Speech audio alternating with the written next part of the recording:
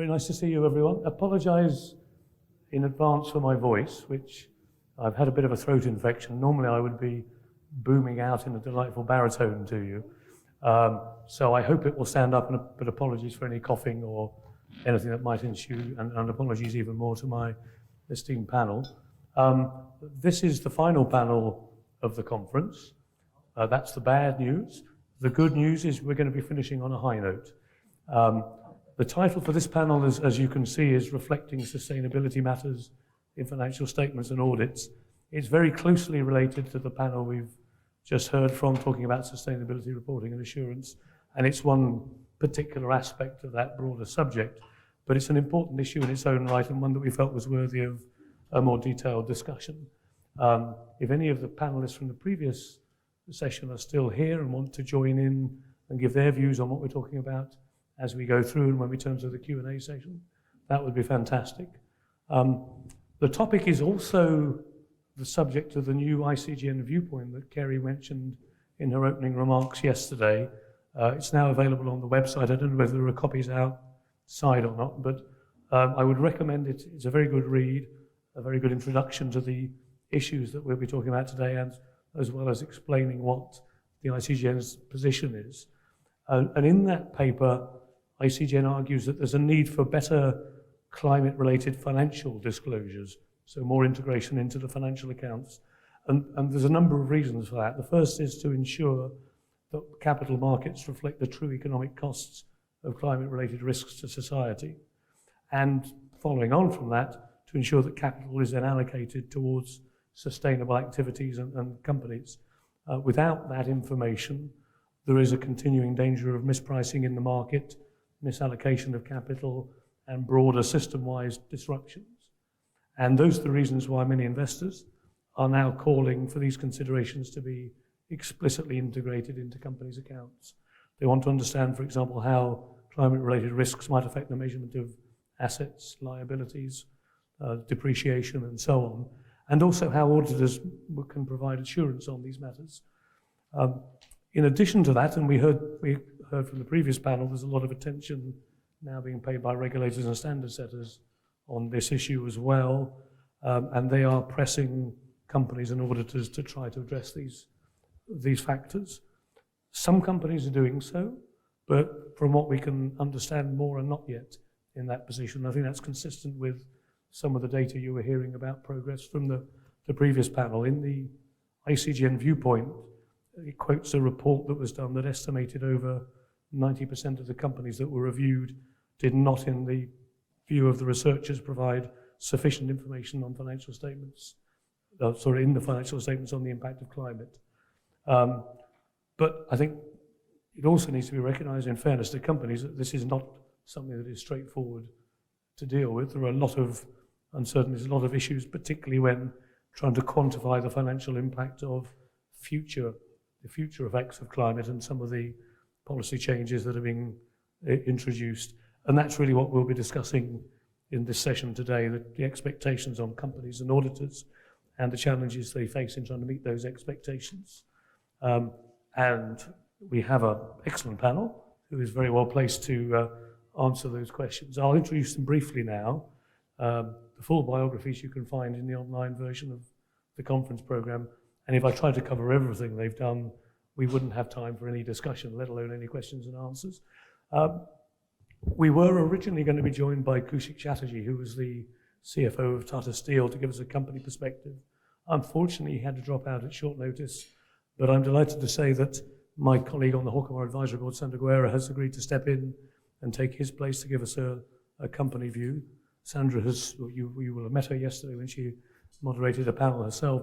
She served as a board member and chair of many companies, including companies that are listed, closed, family and state controlled, both in Brazil and abroad. She was one of the founder members and a former chair of the Brazilian Institute of Corporate Governance, and also a former ICGN board member. And in the most recent edition of the leading Brazilian governance business magazine, she was described as an icon of corporate governance. So, and I may say, not only is that thoroughly deserved, I think we can apply it to all panelists today. We are positively overflowing with icons up here now. least of all, or most of all, I should say, sorry, that was a bit unfortunate, most of all, Anne Simpson, who's here to represent the... Nonsense, no one believes that. Anne, many of you will know, she's now Global Head of Sustainability for Franklin Templeton, where she's responsible for the company's strategic direction on stewardship, sustainability and ESG investment globally. Prior to joining Franklin Templeton last year, Anne was with CalPERS, the California Public Employees Retirement System, one of the largest asset owners in the world, where she was Managing Investment Director for Governance and Sustainability. And she's also a former Executive Director of ICGN, and so it's always a particular thrill to welcome you back to your old home. So thank you very much for that, Anne. And in the middle, last but by no means least, we have Trent Gazzaway. Trent is Grant Thornton International's Global Quality Leader, and as that title suggests, he's responsible for driving quality and auditing, financial reporting, and internal control systems. He's collaborated extensively with policymakers in the US and internationally to try and shape public policy impacting the accounting profession and how it serves the interests of businesses and capital markets. So I think between the three of them, we've got an excellent panel who can cover this subject very thoroughly. The format will be very similar to the previous panels. Each of the members will make a few opening remarks, sort of roughly 3 or 4 minutes each. I will then ask a few questions for initial panel discussion, and then we'll then turn over to you in the audience. You've been very active so far over the last 2 days. I hope you'll keep that up until the end. I'd like, if we can, to start with Trent. Trent will give us a bit of an overview of some of the current developments in this area. There's a slight overlap with what we heard from the previous panel, but not too much. I think, Trent, you have a slide that will show, that will give a version of that, but over to you. Thank you, Chris, and thank you for the opportunity to be here today. Chris gave you a little bit of my background. I'm here today in my capacity as chair of the Global Public Policy Committee. And just to make sure that everybody understands what that is, the Global Public Policy Committee is the 6 global, truly global accounting and auditing networks that come together to discuss public policy issues, a significant one of which, of course, is sustainability-related topics, sustainability reporting and sustainability assurance. We do discuss other things, and we're obviously very careful about how we approach. We're all competitors with one another, so we're very careful about not crossing lines that could be considered anti-competitive or antitrust. We have competition counsel with us in all of our meetings to make sure that we're talking about things at an appropriate level. This has come to the forefront very recently because in the U.S. some state attorneys general have suggested perhaps that some of the work that we've been doing together to collaborate on things related to sustainability could be anti-competitive, which of course we've been very careful to avoid.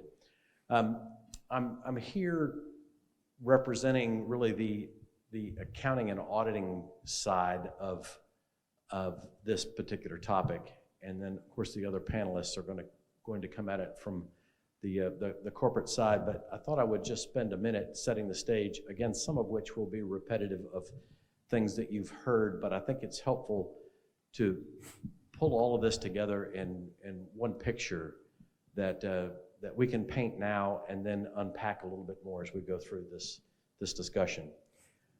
As has been mentioned already in other panels, and Chris mentioned it again a minute ago, the market, well, I wasn't quite ready for that slide yet, but that's okay. The market is in need for more information as it relates to sustainability. That is no surprise. That's in large part why you've been here for 2 days. We have a market today that has capitalization of somewhere north of $109, $110 trillion in capital. The majority of that is controlled by firms that are asking for more information on sustainability. And the accounting and the auditing profession need to be prepared to deliver that information.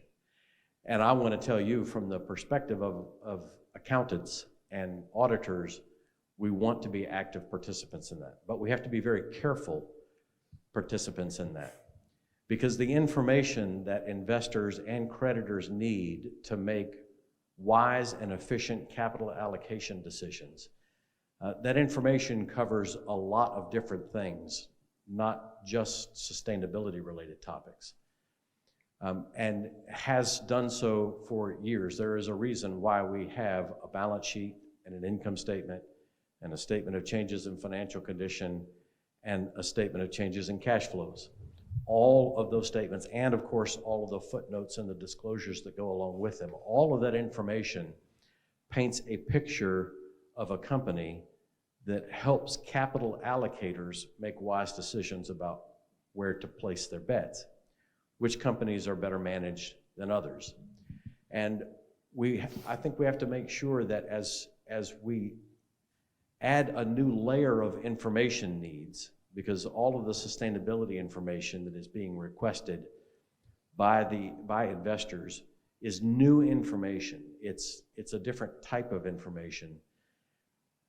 We need to be able to provide it. We need to be able to provide it reliably, but we also need to make sure that providing that information does not distort or dismiss the importance of all of the other information that is still important today and will continue to be important in evaluating whether or not companies are being run effectively given their risk profile and risk tolerance levels, so that capital allocators in the form of investors and bankers can make wise decisions.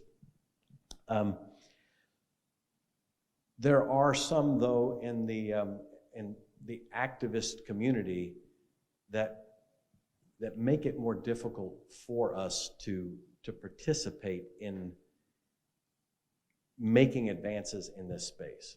I'll talk more about that in just a minute, but I wanted to put this slide up on the board so that you understand the volume of information that companies and auditors and regulators are having to deal with today that 10 years ago they weren't even thinking about. They were thinking about all the other things that they have to consider, but when you look at the slide that you have in front of you, we're seeing 6 major categories of new information that are being requested or are being thrown at companies today. And I will tell you, they're having a very hard time understanding it, let alone trying to decide how to navigate through it.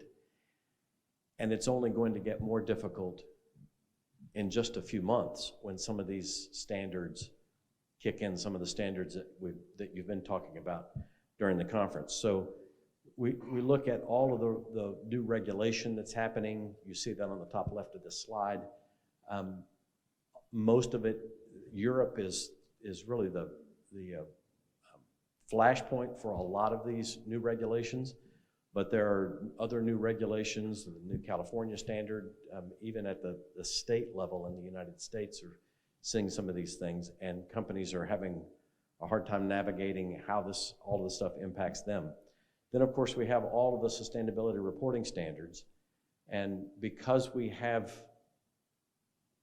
sovereignty of choice in different countries, we're having a very hard time getting countries to really agree together on what reporting standards should look like. And that creates a series of challenges. And then of course all the sustainability frameworks that go along with those standards. Moving down the list, all of the principles and guidelines that are out there.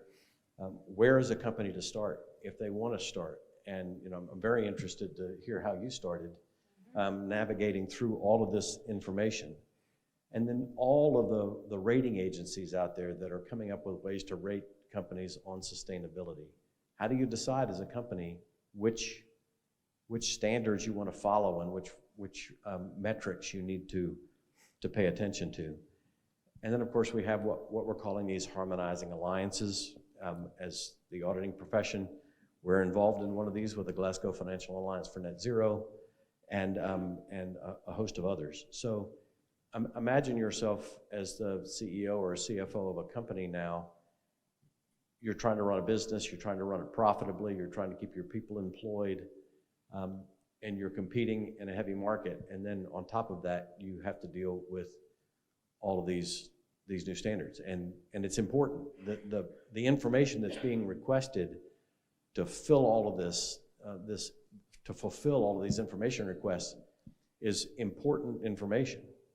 And it's information that investors need, but companies have to figure out how to navigate all of that. So I wanted to put this slide up there, and we can take the slide down now, but I wanted to put the slide up there just to provide a kind of a picture, and even that was not a complete picture of kind of the overwhelming nature of the things that we're dealing with today.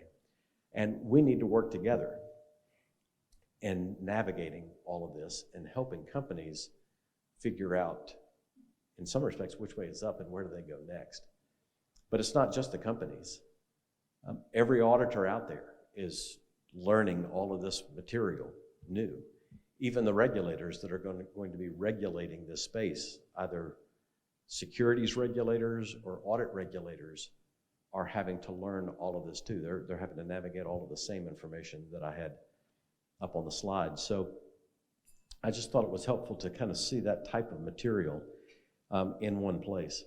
So what do we need? I think I try to think through things in outline format in my head, and I'm always trying to simplify that outline because I find that simple outlines are the easiest to turn into action. And so I think what we need from an information perspective is we need consistent information that is as simple as it can be, because sometimes we make things overly complex. Consistent information that's as simple as can be, that's valid, that is reliable information for decision-making purposes. So consistent, simple, and valid information that helps investors and creditors decide, are the companies that I'm looking at, are they dealing with the sustainability risks in an appropriate fashion? Given their industry, given what I'm seeing others do, can I compare 10 companies in this industry to each other with the information that I'm looking at?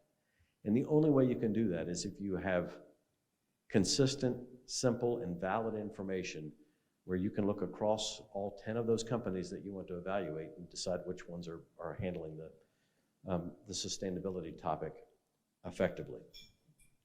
What we don't need, and what some have asked for, are reporting standards that would undermine or distort the other important information that investors and creditors need to make capital allocation decisions. So there have been requests to force companies to write down assets that we know that they're going to have to replace at some point in the future, high carbon emitting assets that are going to be replaced by low carbon emitting assets. But the time frame for replacing those assets may be beyond the useful life of the assets that they have in place. And so the normal depreciation of those assets will take them off the books before they will have to remove them from service. And trying to force write-downs of assets before current standards would require that they be written down, or recording reserves for things that are so far in the future and are so unestimable at this point in time that they would be nothing more than just large buckets of reserves that we have seen in other situations get manipulated over time and used in inappropriate ways and don't achieve the goal that they were intended to achieve when they were established. I'll finish my comments with this thought. There are reports are being published. I've referred to the Flying Blind report that I know that you've heard about, and the different iterations of that suggest to you that, at least with respect to the Climate Action 100 plus companies, that 98% of them are not complying with existing financial reporting standards. And I can tell you categorically as an auditor that is 100% false. It would be impossible for 98% of those companies to be in violation of the existing standards and not have the regulators pouncing all over them and the auditors that audit them. And I've had this conversation with the regulators, I've had this conversation with auditing standard setters, I've had this conversation with securities regulators around the world. Yes, sorry, am I over? Oh, I'm sorry, I'm a little bit over my time.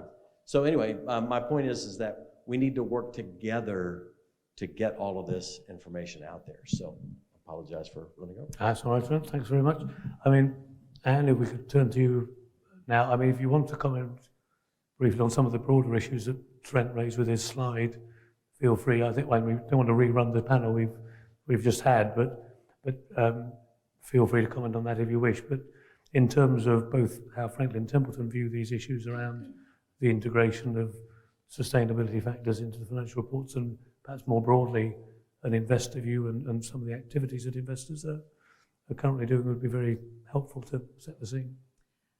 Yeah, no, thanks. Thanks, Trent. Thanks, Chris. Okay, well, if I could sing you the song by Ian Drury and the Blockheads, it would be Reasons to be Cheerful. 1, 2, 3. Well, thank goodness. Thank you. I thought you were going to go with There Ain't Half Been Some Clever Bastards, but never mind. Actually would be fine. Cultural reference lost on most of you. It doesn't matter. It doesn't matter if you know him or you know the song. The point is that song tells you, in a situation like this, there are reasons to be cheerful. And being cheerful is what motivates you to get on and do new things. So, with the appropriate degree of respect, sir, I have to say, I want to look at two other situations where we've faced similar challenges. I want to talk about snake oil, and I want to talk about beans.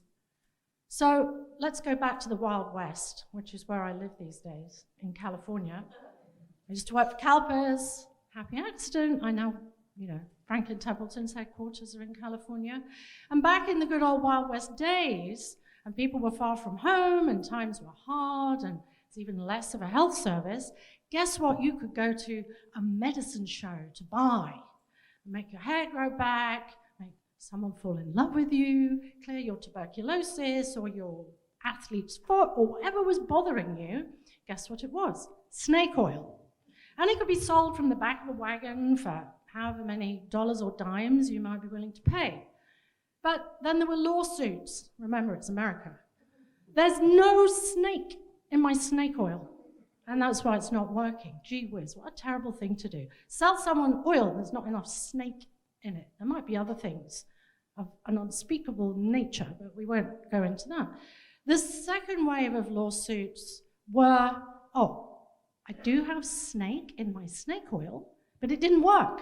My hair didn't grow back, no one fell in love with me, I've still got scrofula or whatever horrible disease you were complaining of, and then the penny dropped.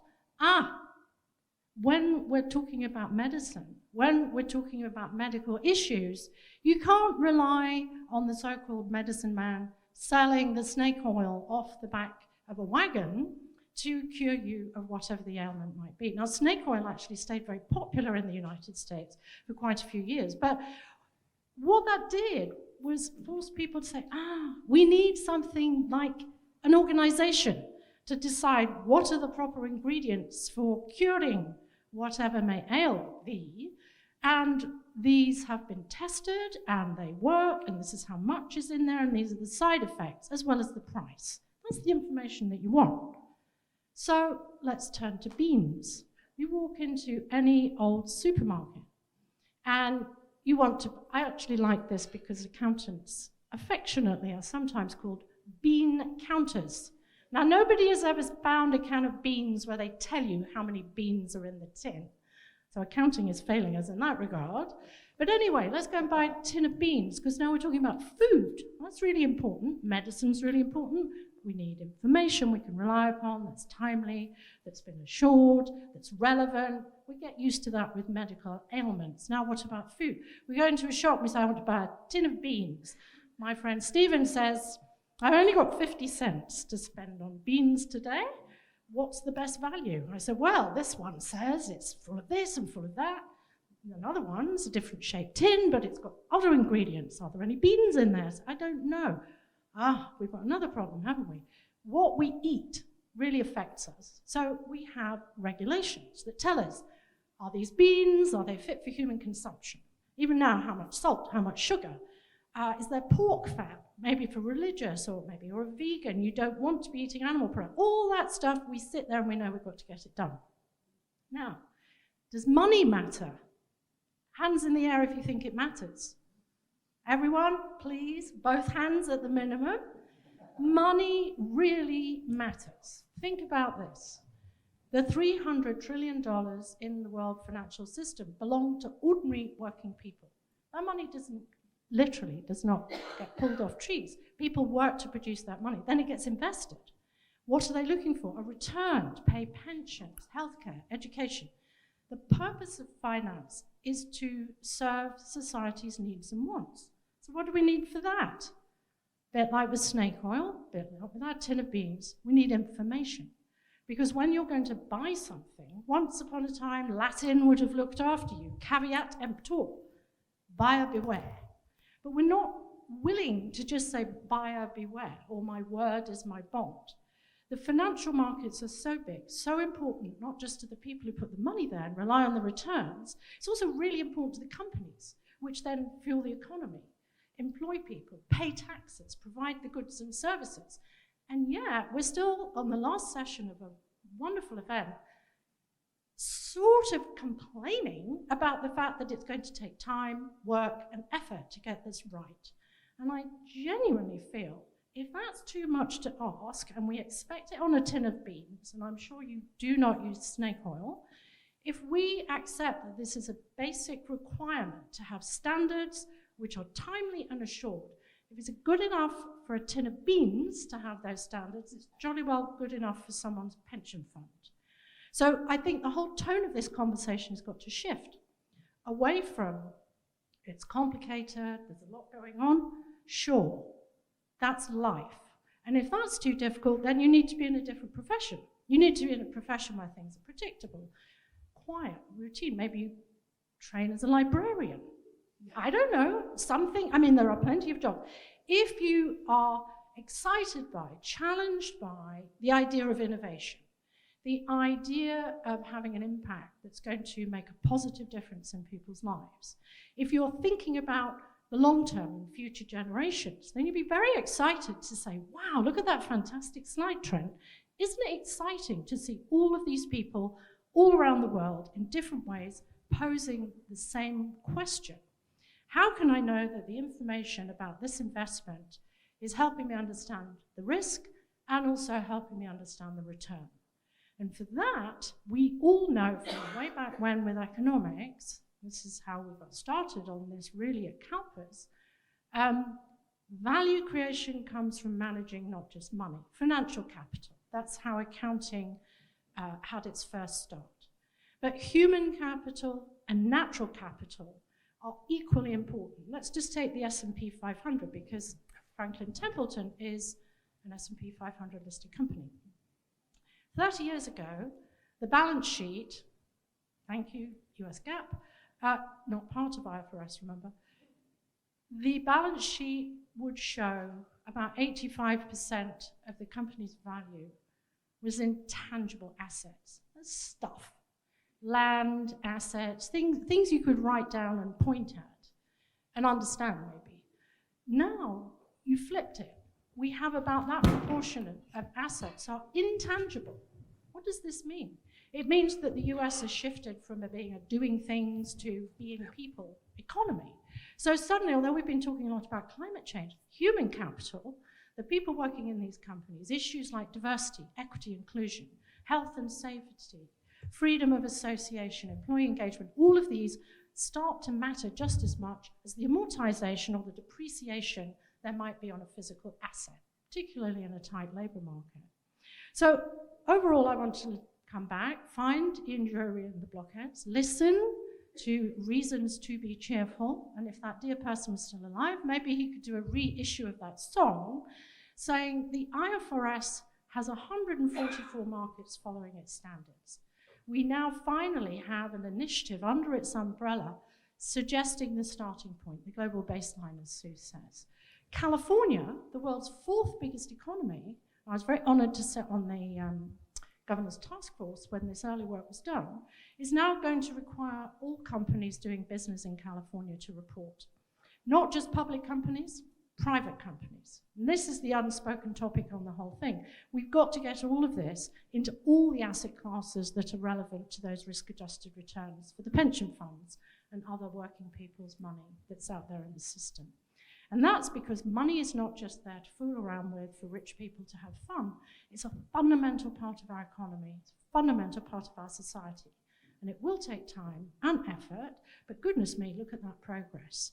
I think we've not only gone far, we have gone fast, to finish on Kerry's beautiful advice at the beginning. Thank you. I think we need to speed up. We've only got half an hour for the rest of the session, so thank you very much for the position statements. Sandra, perhaps it would be very helpful if you could talk about how your companies that you're involved with are looking at the particular issue of integrating sustainability into the financial statements, and what you see from your perspective, both as the challenges as outlined by Trent and perhaps the solutions and the reasons for optimism as outlined by Anne. I was triggered. Are you listening? No. If I talk more, and if there is a green light.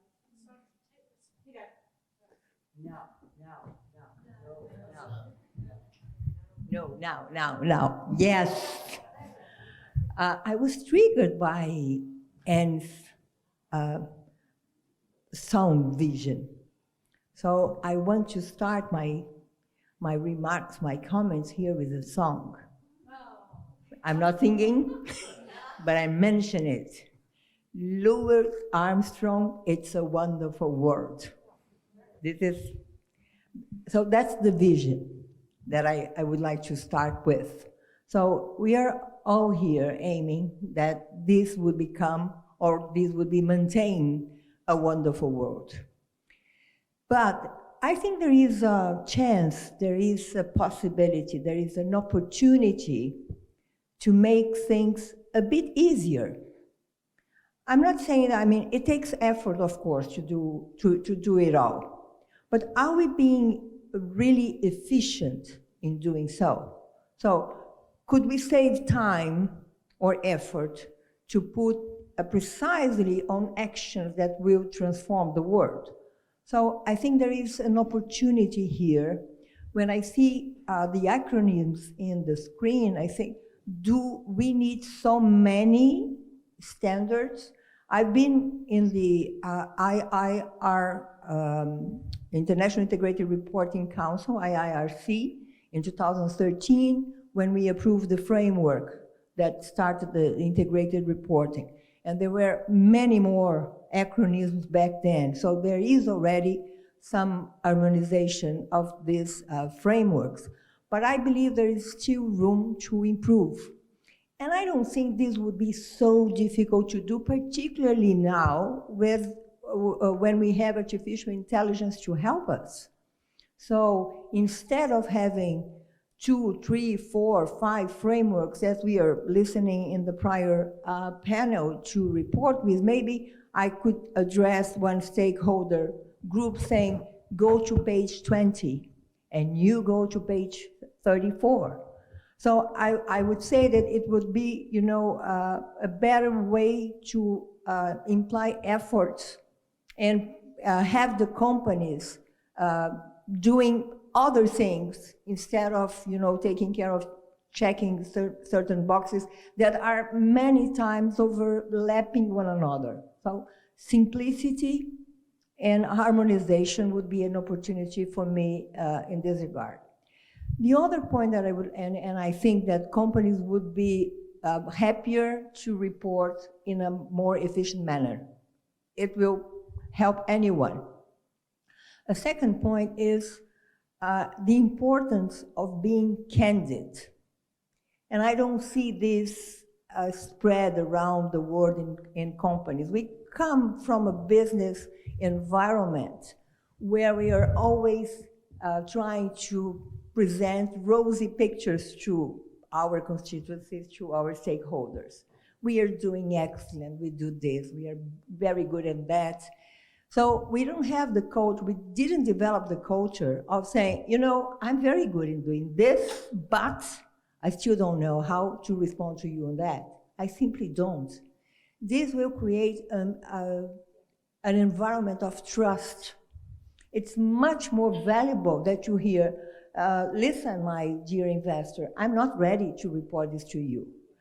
Why? Because I've been doing this, I've been doing that. I did wrong this part. But I would like you to be with me and to help me and saying what is the main important things to you that I can, you know, evolve on that. So I believe that, you know, a frank and candid dialogue would be very, very important.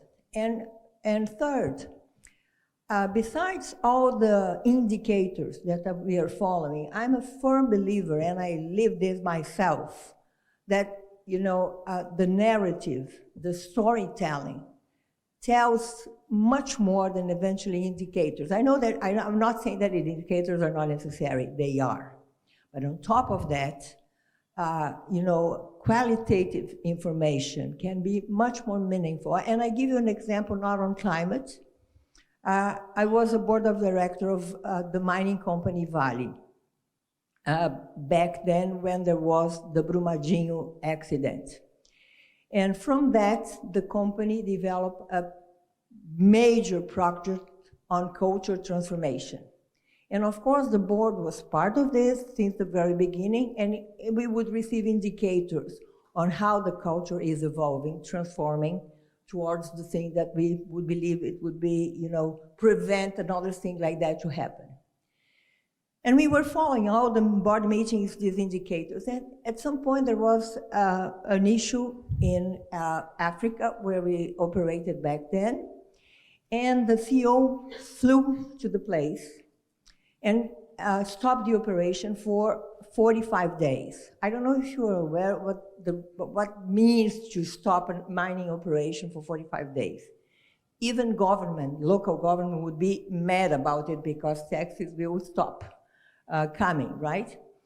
And then there is a town hall meeting with all the important employees, and the CEO said, you know, we are going to stop the operation because we need to understand there was a major accident with, we lost a life there.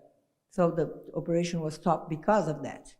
So we are going to learn what happened, and until then, everybody will dedicate all the efforts to understand what happened and what we should do to never again have a situation like that, a loss of a life. And then someone said, oh, is this the way are we going moving forward? And the CEO, yes, this is the way that we are doing now. Life comes first. For me, this is much more valuable than, you know, a bunch of indicators, because this is a critical sign of a change of culture. So I was telling yesterday that 5 minutes of interaction with the stakeholders valid 100 slides of PowerPoints. So observing a situation like that, equivalent to 1,000 of indicators. Thanks, Sandra. I mean, building on that and thinking of the specific topic we've been asked to touch on, the integration of sustainable into the financial reports. And I think what you were saying about simplification being and frankness are key to that.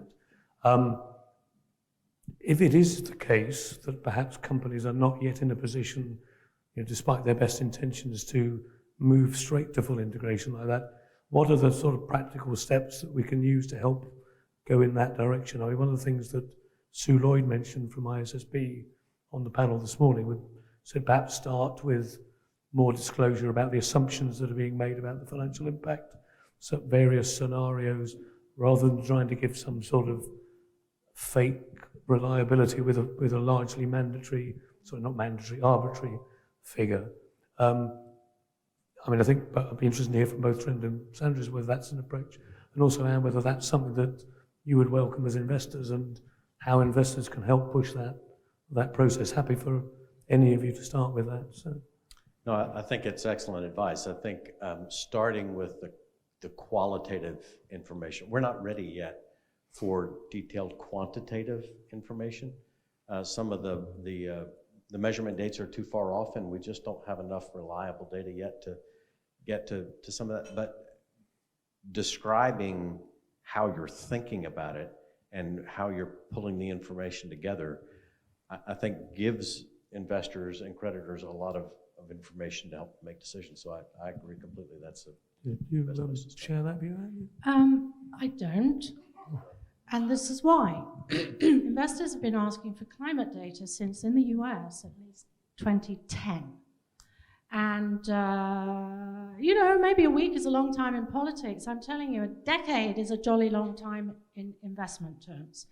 So you'll recall what happened is it was agreed that there would be a request for companies to report in their 10K. But because there were no standards, companies were then, well, it's a first mover disadvantage. We start reporting on this when others aren't. So back to why do we need IFRS? Why do we need ISSB? The other example I give you is on diversity, equity, and inclusion. In the United States, listed companies have to provide the federal government with a breakdown of information on gender, race, disability, and a number of other factors. The federal government has that information, investors don't. So investors say, hey, you're gathering this stuff, we need to know as part of our thinking on human capital management. So the data are there, it's just that you're not integrating it into your financial reporting. And thirdly, when I remember the formation of the Human Capital Management Coalition, which was prompted by the horror story of Rana Plaza in Bangladesh, when a number of US companies, Walmart among them, I think Gap, and apologies if I've not remembered this correctly, but the point was they were saying, oh, thank goodness our suppliers were not involved in that horrific loss of life and suffering. But then, of course, in the rubble, they find Walmart labels.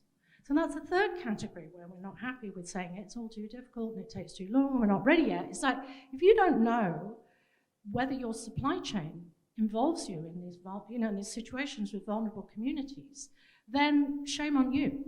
And your qualifications for claiming that you have effective oversight of risk are now in question. So for those three reasons, I think it's really more that we need to roll our sleeves up, be far more practical. And there are benefits for companies. This is the final thing I'll finish with. Now, Janet Yellen's husband is a Nobel Prize-winning economist, Asilov, I'm sure you all know him. He shows quite clearly that asymmetry of information plays out very badly for companies. In other words, if investors do not know really what's going on and have confidence in it, they will charge more for capital because they perceive a risk. It's no different to buying a second-hand car with a full log of all the accidents and repairs and a second-hand car where you're just buying it on the smile and discount you're being offered. So companies, I know we've heard a lot about the effort and time involved, but in terms just as simple as cost of capital, improved reporting is good for business. And I think we need to do more to focus on the capital markets need two things. One is information and two is alignment of incentives. Incentives and information. And if we're still kerfuffling around about it being too difficult to get information to investors, then no surprise your cost of capital will be higher than those companies that are willing to do a credible job. If I can again attempt to focus on the specific aspect of this rather than information generally. Obviously, I entirely agree with everything Anne said, but I think, to be fair to Trent, his comments were related specifically to the attempt to reflect some of these factors in the financial information, not overall information, is my understanding of it. Do not misunderstand me. Investors don't read other things. I mean, they absolutely want the information from the company as their starting point. They want it integrated, and they want it cross-referenced, and they want it at the same time. So I don't think I'm speaking about a different topic. I'm just saying that I think the tone of this is wrong, which is about it's difficult, it's complicated. It's like, yeah, welcome to the real world. It should be more of an attitude about the advantages to companies of having third-party data providers, one in the room today, doing the number crunching and trend analysis and comparisons. We've got more access to high-quality information now than at any point in history. So let's think about how we use that rather than quibbling about it causing us some extra effort. That's my point. Okay. Sandra, you wanted to say something?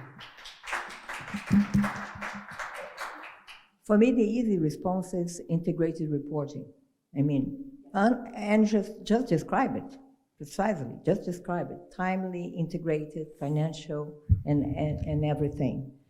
And she also mentioned something that I believe very much. Uncertainty reduces value, hurts value. What are the issues to ensure that we have integrated reporting by companies? We still have silos in companies. We have been discussing this since the inception of integrated reporting, then we still have. So the sustainability area would not speak with the accountants of the company or the independent auditor and all the other operational areas, so they do not speak among them. So how to integrate if the areas are not integrated. And I would say that also providers of the system are not integrated as well. So I think that the clear response is dialogue to ensure integrated and timely reporting from companies. And that's where the board comes in, because board can set the tone. Board can say, you know, no matter what, you guys have to speak. You have to understand each other. You have to create means to integrate. You were mentioning that we are a family because of the human resources of the company. We are a family. And you were reporting lots of suits coming from this workforce. So is this family fighting that much? So you guys interact to ensure that we have information that are consistent, correlated, transparent, and it really tells what are we really doing here. Thanks, Sandra. I think looking at the time, we have 15 minutes before we wrapped up, and I don't want to find, to quote a song, the animals, the audience going, we want to get out of this place if it's the last thing we ever do. So I'm going to turn to you now. Do we have any questions? We have a couple at the back of this. The lady right at the back was the first person to put her hand up. We'll start with you, and then the other lady with the glasses. So right in the very back row. There you are with her. Yes, we've got two others, but she was first. Yeah. So then there's one there. One. Excellent. So never mind. It was actually the lady behind you, but carry on, and we'll come to the other lady next. My question is about. Sorry, could you introduce yourself first? Sure. Lauren Compare, Boston Common Asset Management, based in the U.S. So my question is sort of U.S. perspective. How do we get to the point where companies themselves are releasing like robust information about climate transition plans? I mean, this is even pre-financial statements, right? CDP, a lot of companies check off, we're going to issue our climate transition plan in the next 2 years. And then we go back to them and ask, okay, so when are you going to disclose and what is it going to contain? So I guess my question is, how do we sort of accelerate the disclosure around climate specifically for U.S. companies? I mean, I'm not talking about U.S., but I would talk about it generally. I firmly believe that the board engagement with investors is a very, very, very important thing, because when boards listen directly from investors, of course, investors' relation function will do this work regularly, but it's totally different when you hear directly from investors. And then you're going to listen from your investors. You know, we would like to understand how you will do the transition to this or that element. So I think that this conversation is able to drive the efforts of the companies. And again, I have experience not only as a board director, as a consultant, to see how this changed completely the mindset of the board. I, as a consultant, for instance, I was preaching this for 2 or 3 years. And then I put the board in front of investors, and they heard directly from investors. And in the next year, they changed completely. So I think that the voice of investors should be exercising stewardship and pushing to have the board engaging with them, and then giving the information, the prioritization that they want to see in the company's action. Thanks, Sandra. Anne and Trent, do you want to comment on the specific US-related question? Okay, we'll move on to the next thing. Thanks. Yes, my name is Shola. I'm from West Africa, Nigeria, and I'm an accountant. My question is in 3 different phases. The first question is, in the process of harmonizing the sustainability standard, is it possible for us to have just one global reporting standard, just like we have under IFRS, International Financial Reporting Standard? Take, for instance, IFRS 15 on revenue recognition is the same in UK, US, Japan, Australia, is the same everywhere. So is it possible for us to do away with all the frameworks, guidelines? There's so much, just like Trent put up there. Honestly, I was a bit taken aback, so much that companies have to start thinking about. So is it possible to have just one, just like we have under IFRS? That's the first question. My next question is, at what stage in a company's growth level should they start thinking of embedding the sustainability considerations in their processes and strategy? Take, for instance, I consult for the MSMEs, the SMEs, and large corporations. So it is quite difficult for you to convince the MSMEs and SMEs that you need to start thinking about sustainability, because they will tell you, oh, I am not looking for investors yet, and I have minimal or no exposure to regulators. So I don't have any business with sustainability or ESG right now. So at what stage should a company start thinking about embedding sustainability considerations in their operational strategy? And then my last question is this: what is the place of SDG, Sustainable Development Goals? Because I've read a couple of sustainability reporting. Okay, I've read a couple of reports on sustainability reporting, and Yeah. okay, I mean, I'll be fast with it. Sorry. And some actually report on SDG while some don't. So is it mandatory? Is it compulsory? Thank you. if you don't mind, we'll only take one of those 3 questions. The first one, the previous panel discussed that in some detail. It's the long-term intention is to move to a single standard, and some of the discussion was about where they've got to and some of the barriers still to come. I think the middle question, if we may, I think this is one. I mean, my own view is that it's something that ideally companies, encouraged by the investors, should be thinking about from the very beginning of their growth. You said it beautifully, Chris. So number 1, the single standard is on the way.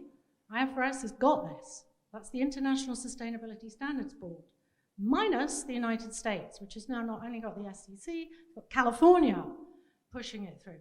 Secondly, the minute you want someone else's money, you better be able to talk about these issues of sustainability. It's that simple for me. If you don't need anyone else's money, you go your own sweet way and report to yourself and your mum. But if you take someone else's money, you need to be accountable for all of this. And those cost of capital benefits apply from day 1. You might be in seed, you might be venture, you might be in we have an incubator in California, another in Singapore, and I'll tell you that these issues on diversity, equity and inclusion, climate, etc., community relations, just as relevant from day 1 as day 101. But they will need, if they don't need others' money, they will need the client's money, and clients are demanding it as well. Anything on this one from yourself? No, I was going to make that point, that even if you're not using somebody else's money, your customers, your scope 3 for somebody, Yeah, and that's your true. employees, right? Very good point, I think. So that it's not just your own internal material tests that you need to think about it, it's the broader supply chain, value chain implication. I think we had one other handout. Was that you, Severine? Was it? Now, here's the real authority. This is the lady who wrote the viewpoint. Yes, no, I'm not going to comment on the viewpoint that we wrote, but more react to the discussion on a global standard for sustainability reporting versus the many framework and standards that are mentioned on the slide. But I think the slide is not up to date because 6 of these frameworks have been actually consolidated into the ISSB, which is incredible. So CDP has said that they will integrate ISSB into their framework. Integrated reporting, CDSB, TCFD, all of these acronyms are now under the ISSB, and ISSB is part of the IFRS Foundation. So we have made incredible progress, and I think a global reference framework is really underway, and we really encourage at ICGN regulators globally to adopt these standards. Thank you. Thanks, Severine. Do we have any more questions from the audience? We have 5 minutes left. If we don't have any, I will obviously give priority to those. I was going to suggest that we perhaps go down the line on the panel and ask you each, given what we've heard about where we are on this particular issue of integrating financial and sustainability reporting, different views about the pace of change and so on, obviously, what do each of you think is the most immediate next step that is needed to really push things along at the pace that we'd like to see, in any order that you... I think that the most effective action would be to have the boards trained and, real aware of the importance of all this, because if you don't have the tone of the talk, possibly you don't have anything else. So that certainly picks up some of the themes from some of the earlier sessions, doesn't it? I would agree with that. I think the continued consolidation of all these standards, and that slide was created about 6 months ago before a lot of the consolidating activity actually took place. I think the next big thing that needs to happen is education. There's a lot of complexity to this, and there are a lot of companies that are not where they need to be yet in terms of understanding it. So I think 2024 is going to be a watershed year for sustainability reporting, I think. Focus on the benefits to the company. At the moment, the conversation is very much about the time, effort, confusion, and difficulty. Go and read Asilov, do your homework, look at cost of capital. And I think investors are intently focused on this, and exactly as Sandra, I think, said earlier, investors are demanding this because it matters to the people who the money belongs to. So keep that in mind. Keep that sense of accountability. It's a great use of accounting, accountability. Thanks very much. I think we've, slightly to my surprise, almost ended with agreement at the end there. But I'm very disappointed in you all. Just looking, we have a couple of minutes. I don't know, Severine, I don't want to put you on the spot. I'm conscious that we've only really touched the surface of some of the issues that are in the viewpoints. Are there any things in the viewpoint that you would encourage the audience to particularly pay attention to in a minute or two, or is the best thing to do to send them off to read it?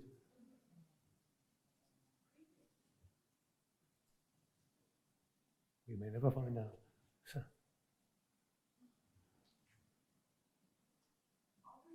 Yes, no, it's working. No, so I mean, you can read the viewpoint is relatively short. It's meant to be, a fast read. But what I realized when we were writing the viewpoint is that there are many very interesting reports that have been published by regulators and authorities like ESMA with illustrative examples of concrete examples of how companies have reflected climate-related matter in their accounts, and that is very, very useful, I think, for companies, this practical guidance on how to do this, because I recognize that it's quite a journey. Thanks. So perhaps as part of the training and education that we were talking about, that's one of the resources they can draw on. I think in that case, unless anybody has any final comments, we'll draw to a close there. Could I ask for a combined round of applause, one for Severine and her colleagues who wrote the viewpoint, which, as I say, is an excellent starting point to get into this very complex topic, and then an even greater round of applause to our excellent panel. And that then concludes the final plenary session. So I think all that remains now is for us to vacate the stage and to hand over to Dr. Ashraf and to Christine Chow, who's the ICGN Vice Chair, to make closing remarks on behalf of our two organisers. So thank you very much, everyone.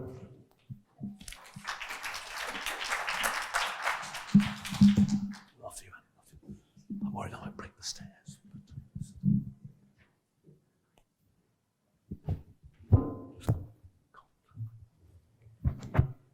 Good afternoon, everyone. I've been given the almost impossible task to summarize my 13 pages of notes from two amazing days and very insightful sharing from our distinguished guests and speakers. If you allow me, as an investor being in this room, I've learned so much from all our guests and speakers, and I will try my best to summarize from the different plenary sessions. So we started the day yesterday from Dr. Ahmed, from your opening remarks, that we learned that governance is a priority of the UAE government, and especially on diversity, age, gender diversity, but also other types of diversity. There are very strong incentives and also commitment to improve that here. And in the plenary session on national visions, Dr. Gonzalo emphasized that the importance of understanding the baseline and pathways to net zero. And I think Karina also emphasized that later on as well. Putting data on the table and how we get there, not just in 2050, but also in the short term and the medium term as well, is what investors are looking for, concrete evidence. And the important point was made about establishing national visions. It's beyond the vision, but also how the whole ecosystem alignment works, from how to set targets to stock market disclosure, guidelines, funding. Who's going to pay for it? Well, maybe that's why we're here, but investors also have expectations on disclosure and transparency. So it is aligning transportation, talent, opportunities, consumer interests in this whole ecosystem as well. Moving on to plenary 2, I would call this Karina's insights. If everything flows through the CFO, the finance team, we know that it is real. So we definitely want to make sure that sustainability is connected to the actual finances. And Nadia from Malaysia, she said that, highlighted that as a regulator, compliance is not an issue, but it's the quality of disclosure. So we can have all the rules, but in the end of the day is the commitment of companies in doing it authentically on the quality of disclosure as well. Professor McIntyre talked about a very important point, which is at the board level, more companies want people with sustainability background. But actually, companies should be more specific about what type of sustainability capabilities. Because nowadays, when we look at the board matrix, almost everyone is an ESG specialist. And I honestly cannot believe that we can know all aspects of sustainability and governance. So as we go deeper into the substance at the board level, I think it was Lauren that talks about nature competence, which is an important part that we need to be more specific about what talent we're looking for and what knowledge. Plenary 3, human dimension. Sharek, Ali, Abdullah, Sophie, and David discuss how to make human capital assessment real and practical, and the importance of culture. I would call on Sophie's insights there. KPIs without context does not work. And making sure that the board get insight from the workforce. Don't just rely on board papers. Not that they don't trust the executives, but insights come from actually seeing it and feeling it for yourself. Walk the shop, be on the ground, talk to people, listen to them, listen to the employees, especially those in the front line, because then you will know whether the message from the top actually gets communicated to the people who are actually doing the work and whether they actually believe in it. Tone from the top, struggle in the middle, and the response from the front line. I would say there would be at least 3 aspects of that. And coming on to Sandra's point, again, mentioned that 5 minutes of conversation beats 100 pages of PowerPoint. Absolutely. So moving on to biodiversity session. One of my favorites, that's because my peers, my colleagues, Seiji and Lauren on there, and of course our policy director, Severine. We heard from our institutional investors, that why biodiversity is important. There was a biodiversity viewpoint published some time ago by ICGN with the tools. And Seiji emphasized the importance of taking a holistic approach to understanding climate and social issues. In fact, I would probably even go as far as let's not talk about ESG anymore, right? It's a term that has served its purpose. And in fact, if you look at a lot of stewardship team at the asset manager level, the more siloed there are, for example, I'm a climate specialist or I'm a social specialist, I'm a governance specialist, it creates tension, actually, because there is a land-grabbing inclination. So it is actually better to say that to understand what is the real-world problems we're trying to solve and how can we bring together the different expertise to solve them together. And I believe this is where we should go towards. And Lauren mentioned the importance, as I said, nature competence in the board, but probably throughout the organization, and understanding the investor perspective, investing in the enablers. Where does it sit? This is great investment thesis. Looking at the global value chain, where are the opportunities? I'll quote an example from AI. Of course, it's become this AI frenzy this year. Who makes money? NVIDIA. Because before we understand where the opportunities lie at the front line, at the delivery level, we all need chips. So moving on to today, Daniel from the OECD, highlighting from the OECD principles, the importance of double materiality, highlighting the importance of diversity, sustainability-linked remuneration, external assurance as well. So we can already see that the different key stakeholders of our ecosystem have already been working together very hard on this. Plenary 4. Sue has shared with us that the ISSB is on a multi-year project looking into intangible assets. We spent a lot of time talking about it. It was a very lively discussion amongst Nadia, Shane, and Dr. Wada. And Stephen, we learned about the intangible asset value of tattoos, which we didn't expect.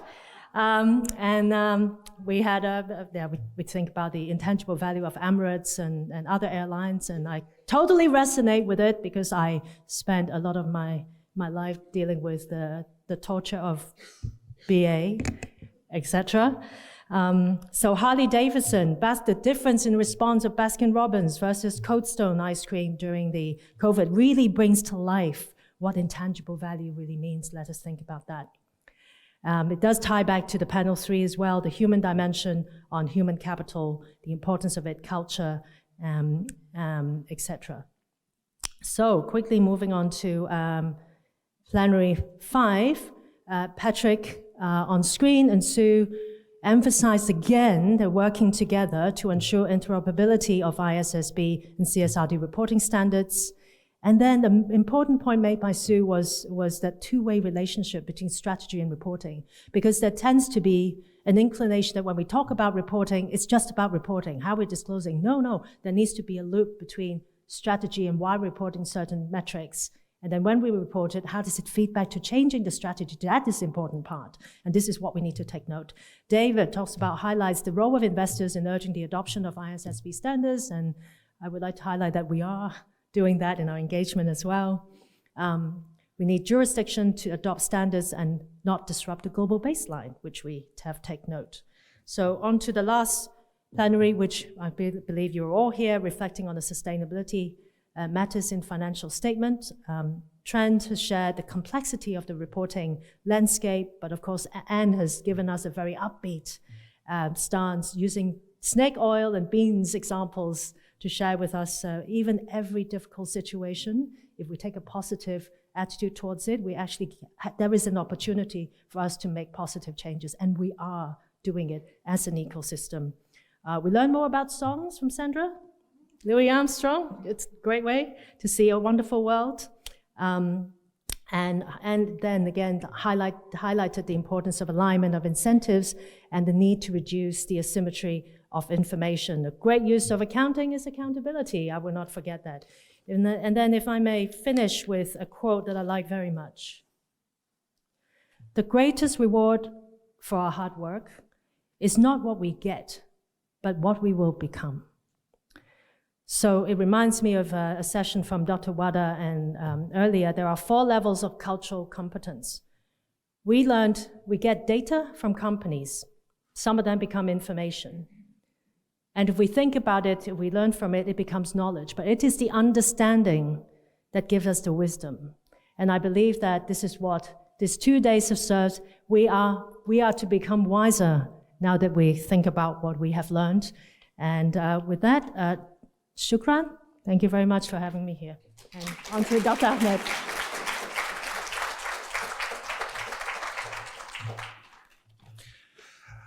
Thank you so much, Christine, for this wonderful wrap-up.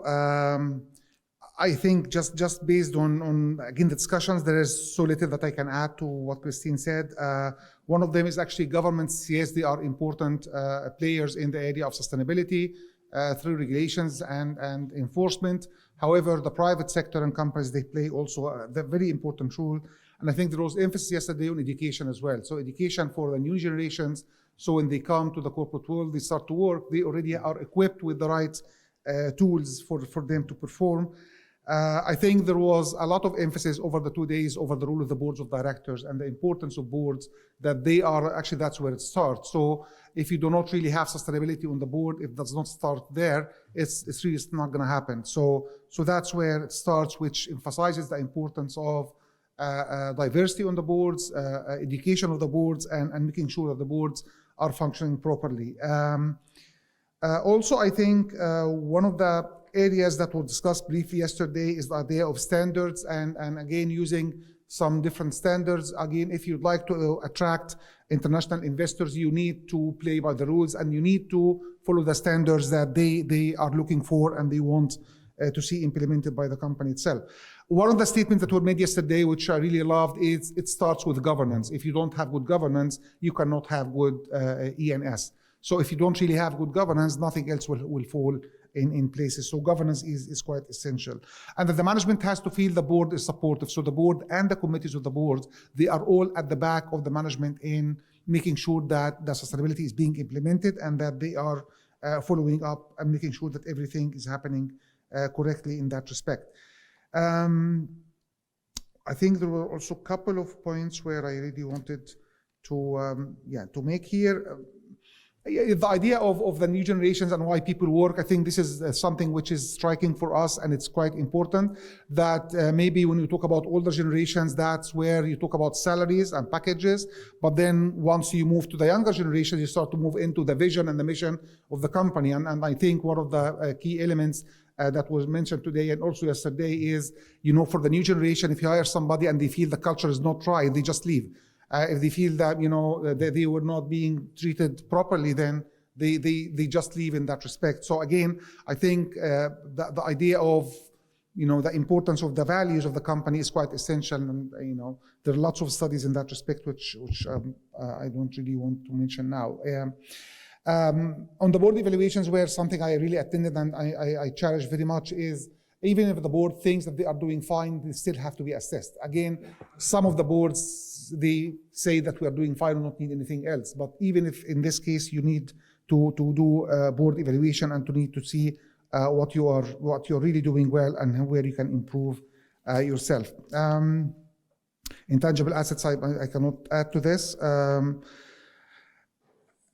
Again, I think we talked a lot about the board diversity, but one of the key things which also were mentioned is simply that what's really happening inside the board and the board dynamics as well. So sometimes you might have the right people, but making sure the board is doing the right thing, that's a little bit different story. So that was also one of the things which I think were quite important.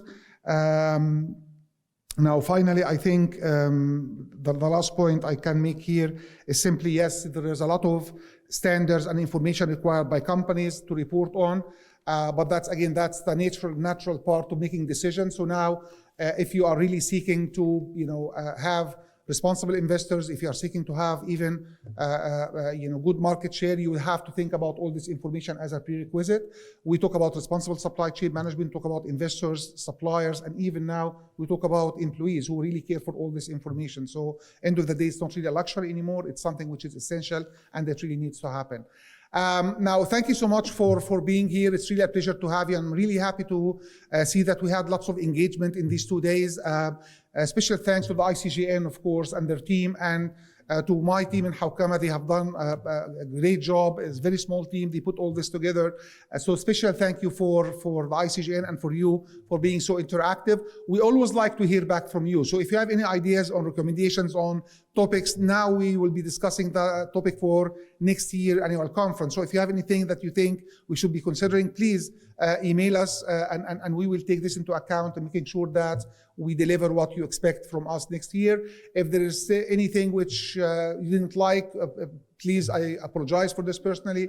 If anything was not perfect, so it's human nature, but please, we are happy to be partners with all of you and to listen to you.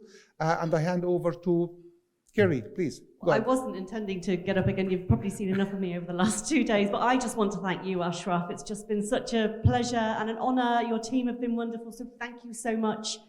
Thank you to all of you. You've been